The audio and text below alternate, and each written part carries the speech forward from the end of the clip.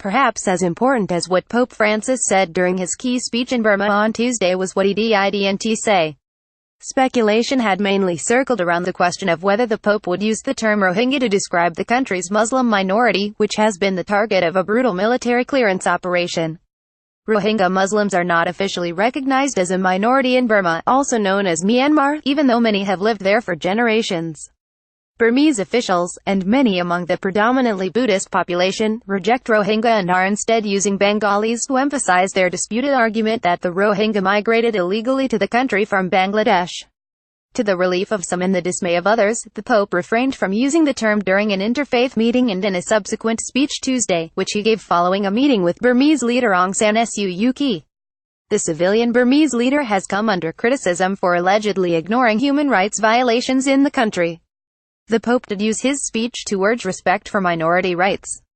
Pope Francis waves to well-wishers as he is driven past the Shwedagon Pagoda after his arrival Monday in Rangoon, Burma. Mayat Thufbijati images the future of Myanmar must be peace, a peace based on respect for the dignity and rights of each member of society, respect for each ethnic group and its identity, respect for the rule of law, and respect for a democratic order that enables each individual and every group, none excluded, to offer its legitimate contribution to the common good, the Pope said, according to the BBC. Burma's small Catholic community had previously urged the Pope to refrain from using the term Rohingya, as such a move would likely have been interpreted as foreign meddling in domestic affairs by the Burmese leadership. But as a religious leader who has repeatedly defied the restraint his predecessors often showed, observers believed that Pope Francis could have still emphasized his support for the minority by deliberately using the factually correct but politically fraught term. Pope Francis had already prayed for our Rohingya brothers and sisters ahead of his visit. Refraining from reusing the term while in Burma is now being criticized as a contradictory signal by a pope who has been a vocal supporter of refugees across the globe and was previously quoted as saying that he does not like the contradiction of those who want to defend Christianity in the West, and, on the other hand, are against refugees and other religions. The Pope missed an important opportunity to tell Myanmar that every group has the right to self-identify, and to publicly refute the unconscionable pressure by Aung San Suu Kyi and the Myanmar military to deny the Rohingya their identity. Phil Robertson, the Deputy Asia Director of Human Rights Watch, wrote in an email. Whereas some had hoped that the Pope's use of the term would have increased pressure on Burma's leadership to refrain from further repression and violence targeting Rohingya Muslims, others feared that such a move could have escalated tensions further.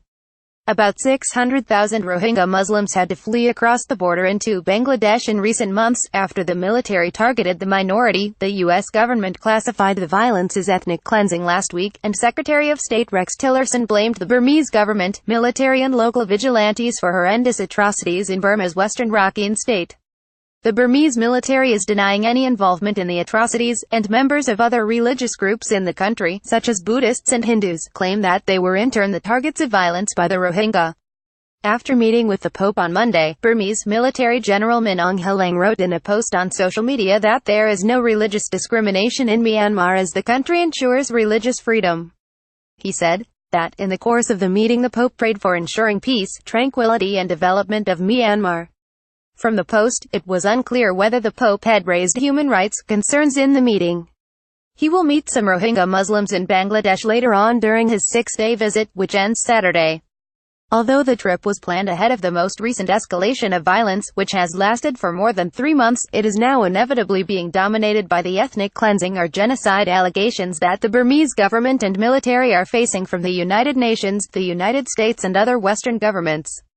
Burma's Catholic Church leadership has also refrained from calling the violence against the Rohingya minority ethnic cleansing, likely because of fears of repercussions that the use of the term could have for the Catholic minority, just 650,000 in a country of 53 million. Whereas the Vatican spokesman defended the Pope's use of the term as not being a prohibited word ahead of the visit, a senior Vatican diplomat, Cardinal Pietro Parolin, was careful not to mention it in a pre-visit interview.